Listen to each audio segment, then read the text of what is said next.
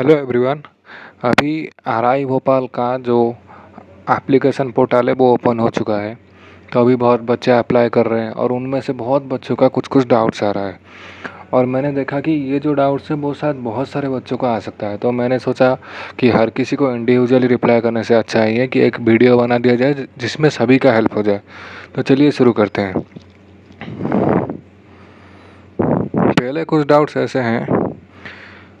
कुछ बच्चों को ऐसा एक ईमेल आया है और वो लोग इसको थोड़ा सही से समझ नहीं पा रहे हैं और वो पूछ रहे हैं कि इसमें क्या लिखा गया है, थोड़ा उसका बता दीजिए। आरआई भोपाल में तुम्हें अप्लाई करते टाइम तुम्हें 3 सब्जेक्ट डालने की मौका मिलेगा। 3 सब्जेक्ट। तो यहाँ पर बच्चे कंफ्यूज हो रहे हैं कि हम जो 3 सब्जेक्ट डालेंगे तो वो क्या डालेंगे। पहली बात ये है कि मान लो कि कोई बच्चा है वो पीसीएम बैकग्राउंड का है और उसके जो डोमेन में भी पीसीएम ही होगा, ऐसे लॉजिकल देखा जाए तो। फिर अभी वो सोच रहा है कि अभी मुझे क्या डालना है। तो फिर मैं ये बोलूँगा पहले तुम अपना इंटरेस्ट देखो। फिजिक्स, केमिस्ट्री और मैथ्स में से इंटरेस्ट तुम्हें किस सब्जेक्ट में ज़्यादा इंटरेस्ट है। मान लो कि उसका इंटरेस्ट ज़्यादा है मैथमेटिक्स में, तो वो पहले नंबर में मैथ्स डालेगा और उसके बाद उसका इंटरेस्ट है फिजिक्स में, तो सेकंड नंबर में फिजिक्स डालेगा और थर्ड नंबर में केमिस्ट्री डालेगा। तो फिर उसमें क्या होगा, बच्चे ऐसे पूछ रहे हैं कि जो मेरिट निकलेगा वो कैसे निकलेगा। मेरिट जो होगा वो सेपरेटली निकलेगा। मैथ्स का जो मेरिट लिस्ट है वो अलग निकलेगा, फिजिक्स का जो मेरिट लिस्ट है वो अलग निकलेगा, केमिस्ट्री का जो मेरिट लिस्ट है वो अलग निकलेगा। मतलब इन तीनों का आपस में कोई संबंध नहीं रहेगा। उसमें बस देखा जाएगा कि तुम्हारा अगर जो तुम्हारा मान लो कि 400 मार्क्स है और जिन जिन लोगों ने मैथ्स में डाला है उनका मार्क्स तुमसे कम है, तो फिर तुम्हें आराम से मैथ्स में सीट एलोकेट हो गया। लेकिन मान लो कि फिजिक्स में जो है तुम्हारा 400 मार्क है, लेकिन फिजिक्स में और जो जो अप्लाई किए हैं उनका मार्क्स तुमसे ज़्यादा है, तो तुम्हें वहाँ पर सीट नहीं मिल पाएगा। लेकिन ऐसा कोई संबंध नहीं रहेगा मैथ्स के फिजिक्स के साथ या फिर फिजिक्स के केमिस्ट्री के साथ, कोई आपस में संबंध नहीं रहेगा। यही चीज़ें यहाँ बताना है और ये चीज़ें भी वही उन्होंने भी लिखा है, उसी को मैंने बता दिया। क्योंकि ये वाला जो ईमेल है बहुत लोग पूछ रहे हैं कि इसमें क्या करना चाहिए क्या नहीं करना चाहिए। तो ज़्यादा टेंशन नहीं लेना है कोई बात का, बहुत सिंपल चीज़ें हैं सब कुछ। तो यहाँ पर सब सिंप्लीफाई तुम्हें किया जा रहा है, इसलिए यहाँ पर वो चीज़ लिखा गया है, there will be no additional advantage in the allocation process for making any major subject as first, second और थर्ड प्रेफरेंस। तो यही बताया गया कि ऐसा कुछ नहीं है कि अगर तुम किसी को फर्स्ट में डालोगे तो उसमें कुछ एडिशनल मिलेगा, सेकंड में डालोगे, ऐसा कुछ नहीं। तुम पहले देख लो कौन सा 3 सब्जेक्ट है जिसमें तुम्हारा इंटरेस्ट है, बाकी मैं लेकिन ये सजेस्ट करूँगा कि वो तीनों में से जो ज़्यादा तुम्हें पसंद है उसको फर्स्ट में डालो, जो उससे कम पसंद में उसमें सेकंड में डालो, उससे जो कम पसंद है वो थर्ड में डालो। लेकिन इन तीनों का जो मेरिट लिस्ट है वो अलग अलग निकलेगा, मतलब डिफरेंट ही निकलेगा। वो तुम्हारा मार्क्स के बेसिस में, जो लोग जितने लोग मैथ्स में डाले हैं उनमें से अगर तुम्हारा मार्क्स अच्छा आ रहा है तो फिर तुम्हें सीट मिल जाएगा, अगर तुम्हारा मार्क्स उनसे कम है तो नहीं मिल पाएगा। बस चलो अब आगे देखते हैं और क्या कन्फ्यूज़न है। और एक बच्चों का कुछ ऐसा कन्फ्यूज़न है जैसे कि जो डिफरेंट जीमेल के बारे में कुछ पूछ रहे हैं। मतलब कुछ बच्चे ये पूछ रहे हैं कि हम एप्लीकेशन के टाइम में जब एनसीटी के एग्ज़ाम दिए थे उस टाइम में हमने अलग जीमेल दिया था और अभी हम अलग जीमेल देना चाहते हैं। देखो मैं ये सजेस्ट करूँगा, लेकिन वो लोग तो ऐसे कुछ बोले नहीं है, लेकिन मैं ये सजेस्ट करूँगा जो ईमेल आईडी जो नंबर तुम वहाँ दिए थे अभी भी वो वाला दे दो। क्योंकि उसमें कुछ तुम्हारा एकेडमिक प्रोसेस में कोई दिक्कत नहीं होगी। जब तुम यहाँ आओगे एडमिशन लोगे तब तुम्हें जो अपना नंबर देना है, अपना जीमेल देना है वो दे दो। लेकिन अभी अप्लाई के टाइम में अलग जीमेल मत दो, कोई दिक्कत हो सकता है आगे। लेकिन उन्होंने वैसा कुछ मेंशन नहीं किया कि सेम देना है या फिर डिफरेंट देना है। लेकिन मैं तुम्हें सजेस्ट करूँगा जो उस टाइम दिए थे वही वाला ही दो, ठीक है। अब ये वाला हुआ, ये वाला कवर हुआ। नेक्स्ट चलते हैं आगे। और कुछ लोगों का ये है कि मान लीजिए कोई एक बच्चे का फर्स्ट राउंड में आरआई में एडमिशन हो जाता है, मान लो आरआई भोपाल में हो गया, उसके बाद उसका आरआई भुवनेश्वर में हो गया, तो उसका कैसे ट्रांसफ़र होगा। उसका ट्रांसफ़र होने का प्रोसेस, ऐसा कुछ ट्रांसफ़र नहीं होगा। उसका प्रोसेस ये है कि पहले तुमने भोपाल में एडमिशन लिया, रुको थोड़ा अच्छे से लिखते हैं। पहले तुमने कहाँ लिया, भोपाल में पहले तुमने एडमिशन लिया। लेकिन तब तक मान लो आरआई भुवनेश्वर का में मतलब तुम्हारा नाम नहीं आया था। मान लो कि फर्स्ट राउंड में आरआई भुवनेश्वर में तुम्हारा नाम नहीं आया, लेकिन फर्स्ट राउंड में भोपाल में आ गया। लेकिन जब सेकंड राउंड आता है, मतलब जब सेकंड राउंड का आता है बीबीएसआर का, तो वहाँ पर तुम्हारा नाम आ गया है। अब तुम चाहते हो कि तुम बीबीएसआर चला जाओ। मान लो कि कोई बच्चा ऐसा है जो वेस्ट बंगाल से है या फिर उड़ीसा से है, वो ऑब्वियसली चाहेगा कि वो भुवनेश्वर चला जाए। तो फिर तुम्हें वहाँ पर क्या करना है, भोपाल में तुम तो फीस जमा कर दिए होगे तब तक, तो फिर तुम्हें क्या करना है, भोपाल में आकर तुम्हें टीसी ले लेना है। क्या लेना है, टीसी। टीसी लेकर आराम से चले जाना, टीसी दे देंगे, वो तुम्हें माइग्रेशन दे देंगे, या फिर जो भी तुम डॉक्यूमेंट्स वगैरह जमा किए होगे वो सब तुम्हें रिटर्न मिल जाएगा। और बाकी कुछ बच्चों का टेंशन होगा कि सर वो जो पैसा हमने भरा था तो उसका क्या होगा। 25,000 अराउंड शायद 24,545 इतना है, मतलब जनरल के लिए। तो वो जो भरा था उसका क्या होगा। उसका क्या होगा कि तुम जिस अकाउंट से भरे होगे, जिस बैंक से, जिस अकाउंट से तुम भरे होगे वो तुम्हें रिटर्न आ जाएगा, उसका कोई टेंशन नहीं। मतलब अब तुम्हें क्या करना है, मतलब तुम जब भोपाल में, रुको पहले इसको इरेज करके अच्छे से लिखते हैं। मतलब तुम भोपाल से जब टीसी ले लोगे, टीसी लेने के बाद कुछ दिन के बाद तुम्हें जो पैसा है वो रिटर्न आ जाएगा। और तुम क्या करना है, वही टीसी कहाँ पर जमा कर देना है, भुवनेश्वर में जमा कर देना है, और फिर भुवनेश्वर में एडमिशन ले लेना है। और ये जो इसका जो रिफ़ंड है वो तुम्हें कुछ दिन में मिल जाएगा। अगर सच में बोला जाए तो कुछ दिन क्या, ऑलमोस्ट तुम्हें 1 महीने 1.5 महीने अराउंड लगता है वो पैसा आने में, क्योंकि सारा एकेडमिक प्रोसेस ख़त्म होगा तभी जाके जो जो बच्चे टीसी लिए हैं उनको पैसा रिटर्न जाता है। और लेकिन रिटर्न जाना 100% कन्फर्म है, ये मैं तुम्हें इसका गारंटी दे सकता हूँ। क्योंकि पिछले बार हमारे यहाँ बहुत सारे बच्चे थे जो अजमेर में पैसा भर रहे थे, फिर भोपाल आ गए, मतलब भोपाल में एडमिशन लिए, तो उनका भी पैसा आ गया था, लेकिन टाइम लगा था, 1-1.5 महीने लग जाएगा तुम्हें आराम से। ठीक है, ये वाला डाउट कन्फ्यूजन क्लियर हुआ। और आगे क्या है, ये वाला भी सेम बात ही है।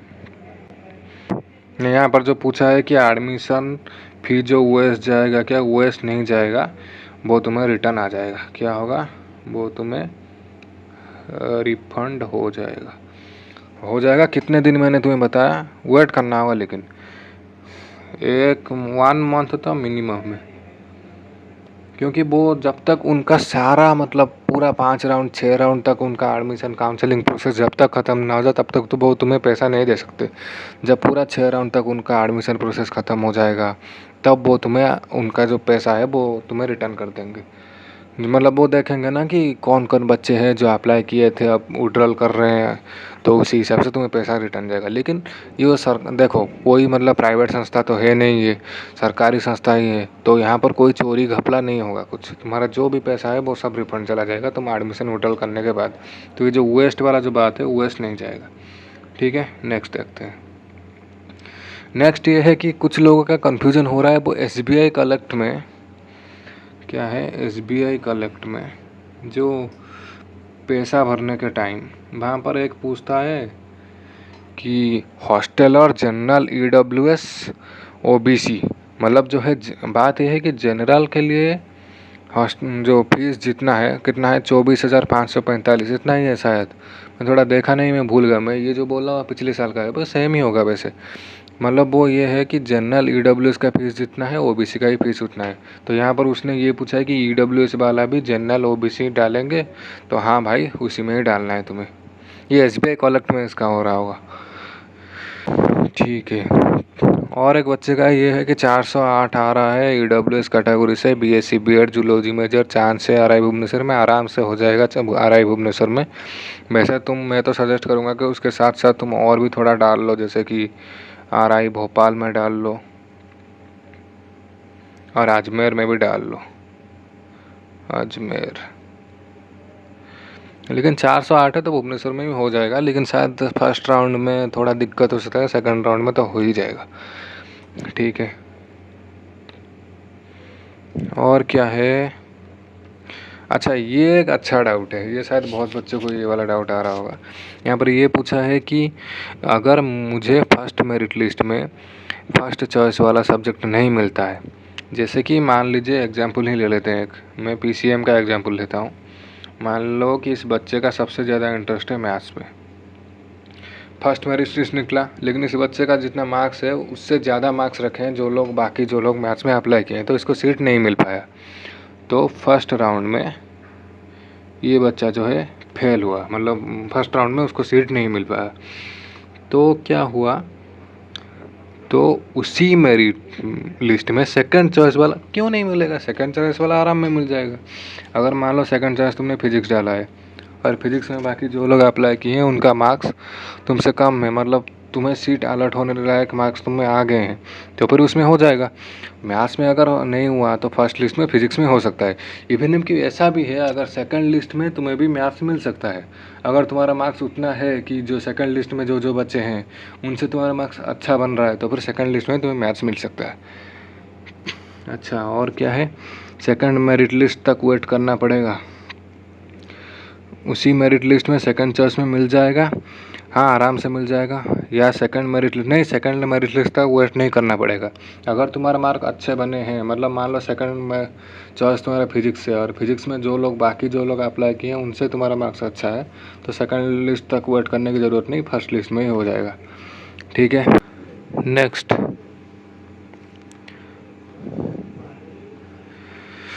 अभी क्या है, कुछ बच्चों को ये भी डाउट है कि हमारे पास फ़िलहाल टीसी और माइग्रेशन नहीं है।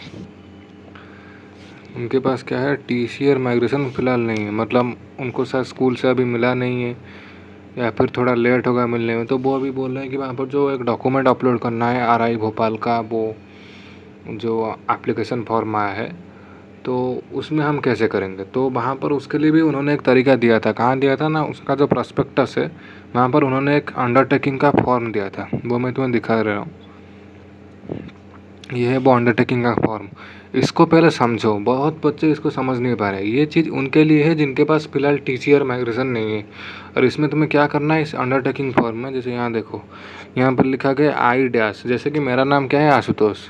तो तुम्हें यहाँ पर इस फॉर्म को पहले जाकर जो दुकान में पहले जाकर इसको प्रिंट करना है। ये एक पेज, इसी एक पेज को, अंडरटेकिंग का ये वाला पेज को प्रिंट करना है। उसके बाद अपने हैंड राइटिंग में, हैंड रिटन फॉर्मेट में अपना नाम लिख लिया, जैसे कि आशुतोष लिख लिया मैंने यहाँ पर। उसके बाद क्या करना है, यहाँ पर 3 जगह, यहाँ पर भी आशुतोष लिखना है, यहाँ पर भी आशुतोष लिखना है, यहाँ पर भी आशुतोष लिखना है, मतलब तुम्हारा जो नाम है वही लिखना है। उसके बाद तुम यहाँ पर क्या करोगे कि सिग्नेचर करोगे तुम यहाँ पर। फिर तुम यहाँ पर अपना मोबाइल नंबर दे देना और यहाँ पर जो नेम ऑफ़ द क्लास लिखा है वहाँ पर तुम क्या लिख लेना कि बीएससी बीएड या फिर बीए बीएड फर्स्ट सेमिस्टर, ऐसा लिखना है, फर्स्ट सेम।